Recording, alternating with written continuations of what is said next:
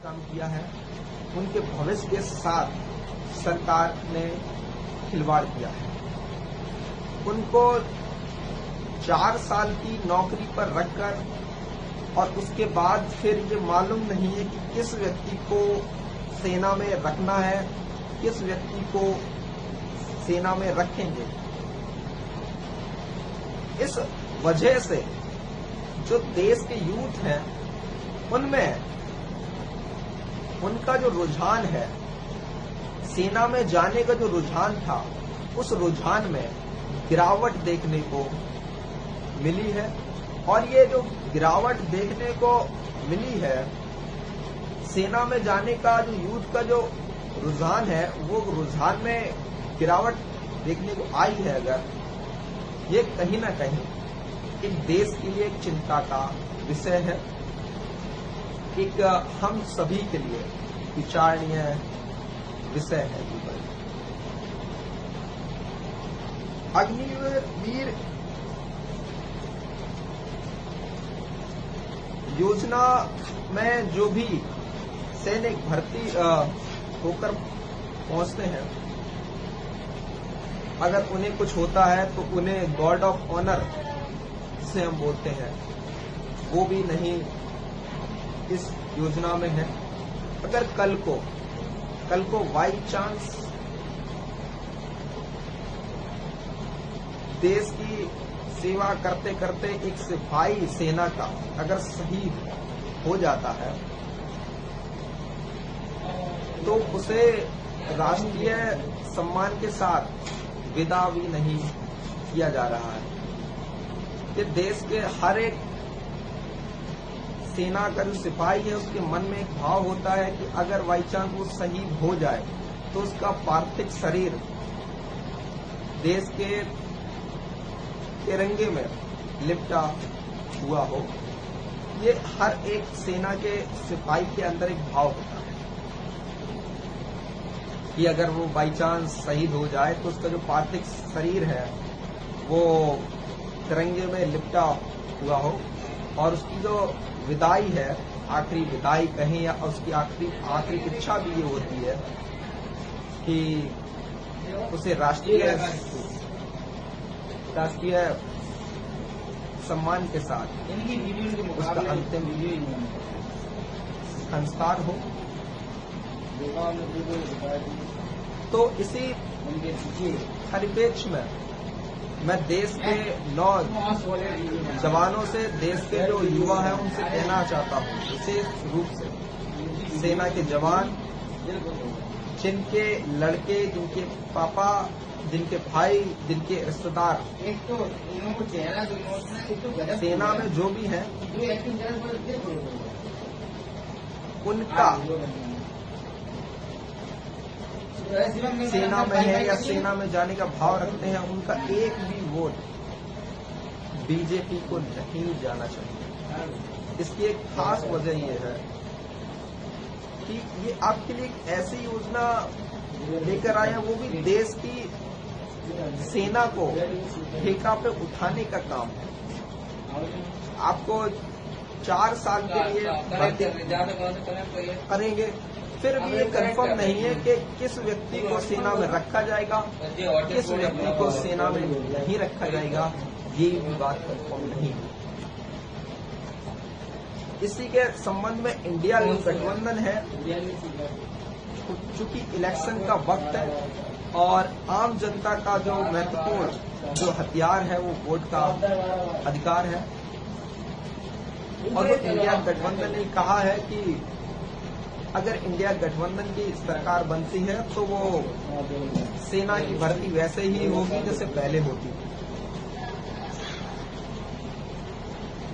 BJP ने या कहें वर्तमान की जो सरकार है, उसने इस योजना को लाकर देश के जो युवा हैं उनकी भावनाओं के साथ खेलने का काम किया है, उनके भविष्य के साथ खेला है। 4 साल के बाद अब किसको रखेंगे, किसको नहीं रखेंगे मालूम नहीं है।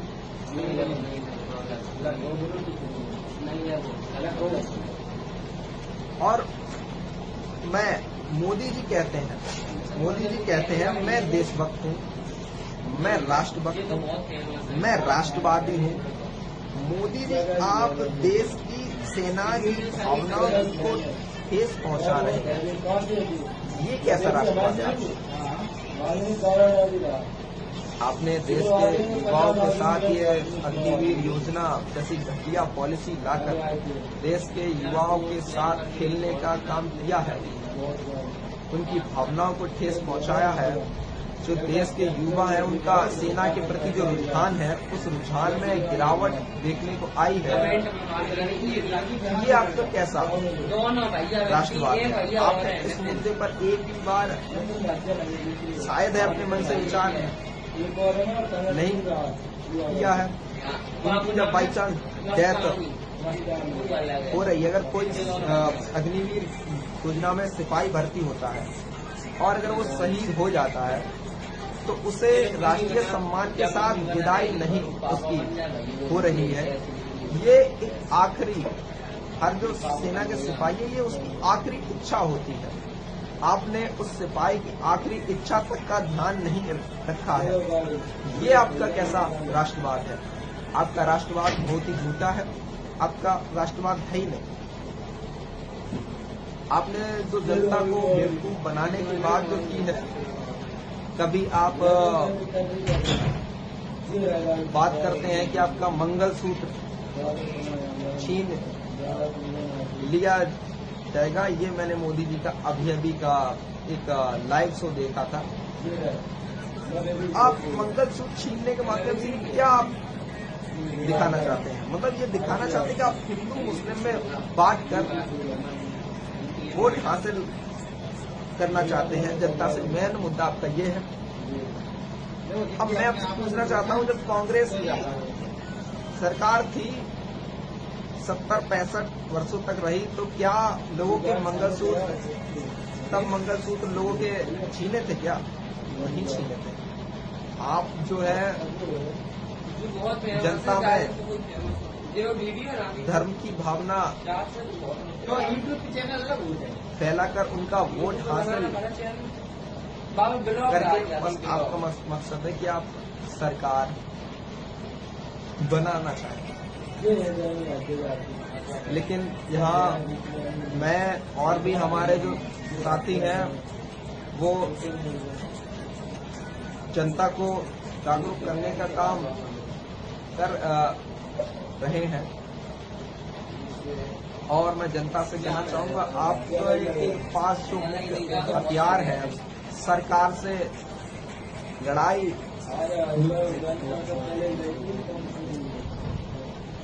सरकार की जो लड़ाई है आपकी, उसका या कहें कि आपका विकास कैसे हो, या अपने अधिकारों को बचाने की बात है, या आपको आर्थिक रूप से समानता कैसे मिले, ये जो बात है, इन सभी का आपके पास एक ही मुख्य जो है हथियार है, वो है वोट का अधिकार। आप वोट करें तो आप ये इस बात को निकाल दें कि कौन आपकी कास्ट का है। आप वोट करें, विकास के नाम पर करें, देश हित में कौन सा नेता, कौन सी सरकार, कौन सी पार्टी सही निर्णय ले सकती है, इसको वोट करें। आपके भविष्य की चिंता कौन सी पार्टी आपके बच्चों का भविष्य बेहतर बना सकती है, इन सब संदर्भों की बातों को ध्यान में रखकर आप वोट करें। आपका वोट जो है वो आपके लिए ही है। आपका वोट आप पर लागू होता है। आप कहते हैं कि हमारे देश के नेता अच्छे नहीं हैं। भाई, नेताओं को पहुंचाया किसने है? हम ही ने अपने वोट से, और बाद में हम कहते हैं कि नेता अच्छे नहीं हैं। तो हम अपना जो वोट का अधिकार है उसे अच्छे से सोच विचार कर उपयोग करें। आपका वोट न सिर्फ किसी को जिताने के लिए होता है, न ही किसी को MP MLA की कुर्सी के लिए होता है, बल्कि आपका वोट होता है कि जो आपके मुद्दे को, आपकी जो बात है, आपकी जो दिक्कतें हैं, उन दिक्कतों को पार्लियामेंट या विधानसभा में रखने की क्षमता रखता हो, उसको आप वोट करें।